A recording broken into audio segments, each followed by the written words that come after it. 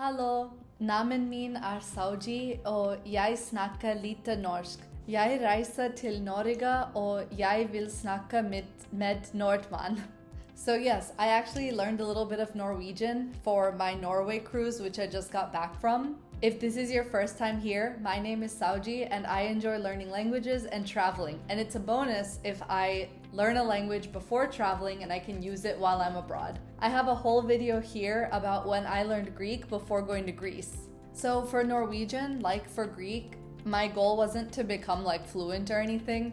I just wanted a basic overview of the language to use when I'm traveling for speaking with natives or reading signs and things like that. And a bonus for Norwegian is that it's really similar to German, and I really enjoyed learning German, so I thought it would be interesting to learn another Germanic language that has lots of similarities with German. And I quickly discovered that Norwegian is very similar to English and German both, and I could already understand a lot of written Norwegian before learning any of it. So a little about the Norwegian language first. If you've seen my German versus Dutch video here, I referenced this chart from Alternative Transport, where it shows the linguistic similarity between Germanic languages. He has a lot of cool animations on his blog about linguistics, so I recommend you check it out if you're into that kind of thing. The language listed as NOB or Norwegian Bokmål is the one I was learning, which is the standard book language of Norway. The Scandinavian languages are like a dialect continuum, so there are many dialects of Norwegian. They've mostly been consolidated into two though, Nynorsk and Bokmål. So on Duolingo, if you're learning Norwegian, it will say parentheses Bokmål on it. You can see that Norwegian is also quite related to Icelandic. So I'm actually going to be filming 2 videos coming up on German and Norwegian, and then German and Icelandic, so we can look at how similar they are. So here's my experience learning Norwegian. I'm not as fluent in German as I used to be back in the day. I'm more like a B1 to B2-ish level, whereas I think back in 2021 when I was really learning German, I was almost at a C1. But even so, using my understanding of German, it was very easy to understand Norwegian off the bat. The very first thing I did when learning Norwegian was I listened to the very first episode of a podcast called Norsk for Beginners, which is a really good podcast if you're trying to learn Norwegian. The first episode was called The Norwegian Language, and it was all about how Norwegian is spoken by 5 million people. It's a Germanic language.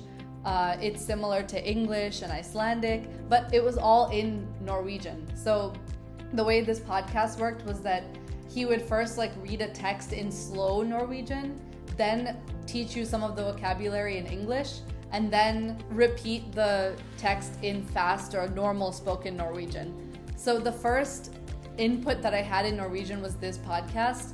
And in the slow Norwegian where he was talking about the language itself, it was very easy to understand most of the vocabulary about Islandsk, Engelsk, Scandinavian, things like that. I would say maybe I could understand about 40% of the episode without knowing any Norwegian, which got me super excited. The only things I didn't understand were native traditional Norwegian words that don't really have a cognate in other languages, or ones where there was a written cognate, but the pronunciation of it threw me off. With that baseline, I checked out this book, Complete Norwegian, from the Queen's Library and started working my way through it. So this is a traditional textbook where it taught you some vocabulary, some grammar, some sentences with exercises and things. Once I get a baseline for the language, usually with Duolingo, or in this case from listening to a podcast, I do like to do the traditional textbook approach and just study on my own, do drills, read sentences and try speaking them on my own. I picked Norwegian up pretty quickly because chances were if I didn't know a word, I could say it in German and it would be approximately the same. And eventually, after some weeks learning it, I could figure out how to turn a German word into Norwegian. There were some spelling differences or ending differences for the words that were pretty consistent. So right before my Norway trip, I got a teacher on Italki for Norwegian, and I wanted to just do some speaking practice and learn some simple phrases that I would be able to use with locals. I did the exact same thing with my Greek teacher, and that worked out very well, where we learned about how to read road signs, how to ask for directions, how to ask for the prices of things. but it didn't quite go so well for Norwegian. I booked a 5-lesson package with the teacher who was not like native Norwegian, but she was certified to teach Norwegian and she had lived in Norway for a long time. But I think there was like a difference in the philosophies of what we wanted to get out of the lesson.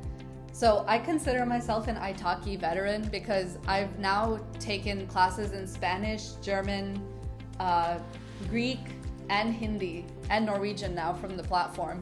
And like I've had pretty good teachers across the board. Maybe there was 1 or 2 like bad German teachers, but like this experience learning Norwegian was kind of grueling, and the reason why I stopped learning Norwegian afterwards.